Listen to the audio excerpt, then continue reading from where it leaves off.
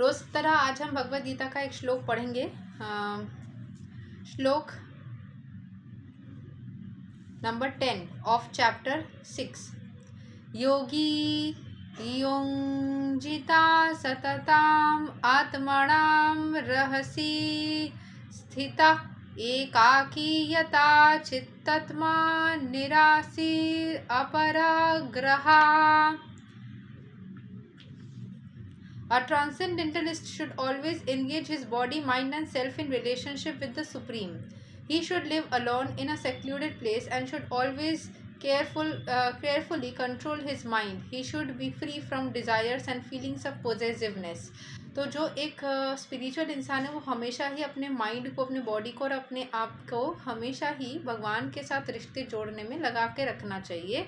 उसको अकेला रहना चाहिए एक शांतिपूर्वक जगह पे, जहाँ पे वो अपने माइंड को कंट्रोल करके रख सके। वो हर तरीके के डिज़ायर्स से मुक्त होना चाहिए।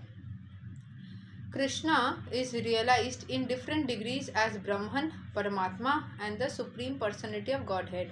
Krishna consciousness means concisely to be always engaged in the transcendental loving service of the Lord.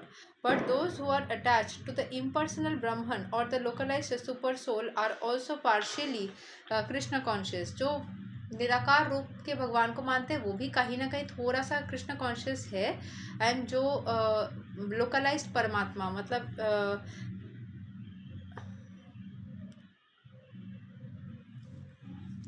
Localised परमात्मा इन द सेंस कि एक पर्टिकुलर जगह पे ही सिर्फ परमात्मा है, सब जगह नहीं है, ऐसा सोच रखने वाले। ठीक है, लोकलाइज सुपर सोल, ठीक है, वो भी कहीं ना कहीं कृष्ण, क्योंकि भगवान उस पर्टिकुलर जगह पे भी है।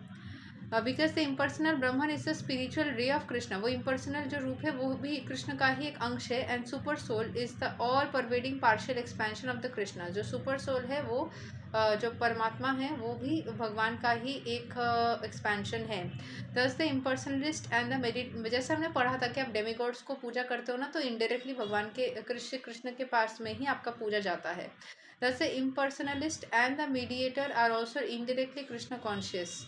A directly Krishna conscious person is the topmost transcendentalist because such a devotee knows what is meant by Brahman and Paramatma. His knowledge of the absolute truth is perfect, whereas the impersonalist and the meditative yogi are imperfectly Krishna conscious. Nevertheless, all of these are instructed herewith to be constantly engaged in the particular pursuit so that they may come to the highest perfection sooner or later. The first business of a transcendentalist is to keep the mind always on Krishna. One should always think of Krishna and not forget him even for a moment. Concentration of the mind on Supreme is called samadhi or trance. In order to concentrate the mind, one should always remain in seclusion and avoid disturbance by external objects.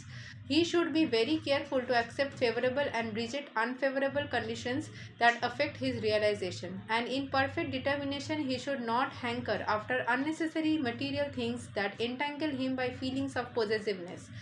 All these perfections and precautions are perfectly executed when one is directly in Krishna consciousness, because direct Krishna consciousness means self abnegation wherein there is very little chance for material possessiveness. मतलब आप खुद को दे देते हो। Direct Krishna consciousness मतलब directly Krishna को ही मानना। वो इम्पर्सनल रूप ऑफ ब्रह्मन को इनडायरेक्टली ना मानना, इनडायरेक्टली किसी इसमें ना चले जाना, इसको क्या बोलते हैं, किसी तरीके से इनडायरेक्टली किसी डेमिगॉड के पास में ना चले जाना। ठीक है, सो डायरेक्टली कृष्ण या लोकलाइज्ड परमात्मा वाले रूप में ना फंस जाना, सिर्फ और सिर्फ कृष्ण भगवान को ही संपूर्ण रूप में स्वीकार करना। All these perfections and precautions are perfectly executed when one is directly in Krishna consciousness, because direct Krishna consciousness means self abnegation. खुद के बारे में सोचना कम और उस परमेश्वर के बारे में सोचना ज़्यादा, जिसने आपको सांसें चलाने की क्वालिटी दी है, जिसको आपको मनुष्य शरीर दिया है, जिसने आपको ये घर परिवार सब कुछ दिया है. So just focusing on that energy. अनासक्तस्या विषायन् यथार्हम् उपायुञ्जता निर्बन्धा कृष्णा सम्बन्धे युक्तां वैराग्यं युच्यते.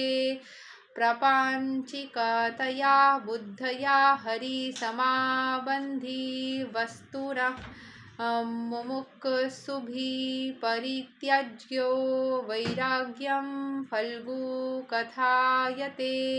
When one is not attached to anything but at the same time accepts everything in relation to Krishna, one is rightly situated above possessiveness. जब कोई किसी भी चीज़ से अटैच नहीं है, हर एक चीज़ से डिटैच्ड है, पूरी हर एक चीज़ कृष्ण के ही लिए ही करता है, one is rightly situated above possessiveness, वो चीज़ों को पकड़ के रखने की बहुत ऊपर चला जाता है.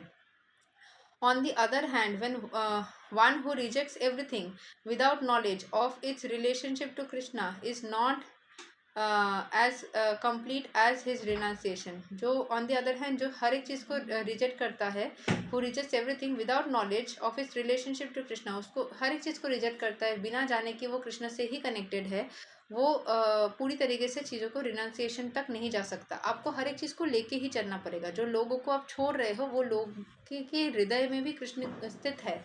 ठीक है. सो आपको ऐसे ही सबको छोड़ना नहीं है, उनके प्रति अपने रिस्पॉन्सिबिलिटीज़ को निभाते हुए कृष्ण के साथ में रहना है. A Krishna conscious person will knows that everything belongs to Krishna and thus he is always free from feelings of personal possession. A Krishna conscious person जो होता है well knows, अच्छे से जानता है that everything belongs to Krishna, पूरी दुनिया में हर एक चीज़ कृष्ण को के का ही है, उनका ही संपत्ति है. And thus he is always free from feelings of personal possession. तो आपको किसी भी चीज़ को ऐसा नहीं बोलना है कि ये मेरा है, ये मैंने पाया. हाँ, आपने अपने कर्मों से अर्जित किया है, ऑब्वियसली कि आपने कर्म किया है, इसीलिए कृष्ण ने आपको वो चीज़ प्रोवाइड किया है. कुछ कुछ चीज़ तो आपने उस कर्म किया भी नहीं है तब भी आपको दिया गया है. कहीं ना कहीं ये कृपा मान के ही चलना है. ठीक है.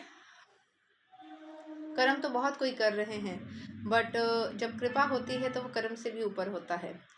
सो अ कृष्ण कॉन्शियस पर्सन को ये चीज़ पता है कि उसकी कुछ भी नहीं है. As such he has no hankering for anything. कोई भी चीज़ जब नहीं मिलता है तो वह दुखी नहीं होता है on his own personal account कि मुझे नहीं मिला, ऐसा नहीं सोचता है. He knows how to accept things in favour for of Krishna consciousness and how to reject things unfavourable to Krishna consciousness. He is always aloof from material things because he is always transcendental and he is always alone, having nothing to do with the persons not in Krishna consciousness. So he knows how to accept things in favor of Krishna. हर एक चीज़ Krishna consciousness में रह करके कैसे accept करना है, how to reject the unfavourable to Krishna conscious. जो चीज़ें Krishna consciousness में रहने से उनको डिस्ट्रैक्ट किया जाता है, जो चीज़ें उनको एक भक्त को जो भी सारी चीज़ें डिस्ट्रैक्ट करता है वो उन सब चीज़ों को रिजेक्ट करना भी जान जाता है. ही is always aloof from material things because he is always transcendental. वो हर एक मटीरियल चीज़ों से दूर रहता है क्योंकि वो हमेशा ही ट्रांसेंडेंटल मोड में रहता है. मटीरियल चीज़ उसको अफेक्ट नहीं करती. He is always alone, having nothing to do with persons not in Krishna consciousness. जो लोग कृष्ण कॉन्शियसनेस नहीं करते हैं वो उनको उनके प्रति कोई भी सद्भाव या कोई भी लगाव नहीं है. ऐसे तो किसी के साथ भी लगाव नहीं है, बट फिर भी उन लोगों के साथ स्पेसिफिकली नहीं है. भक्तों के साथ फिर भी एक संगति करने के कारण लगाव थोड़ी बहुत क्रिएट हो सकती है, बट फिर भी अटैचमेंट नहीं है उस लेवल का. Therefore, a person in Krishna consciousness is the perfect yogi. Krishna consciousness में रहने वाले आदमी ऑटोमेटिकली एक परफेक्ट योगी हो जाता है. संसार में रहकर लोगों के प्रति रिस्पॉन्सिबिलिटीज़ को पूरा करते हुए ही वो सही मायने में एक योगी बन जाता है. यही तक है आज का श्लोक number 10 of Bhagavad Gita chapter 6. Hare Krishna, Radhe Radhe, जय श्री राम.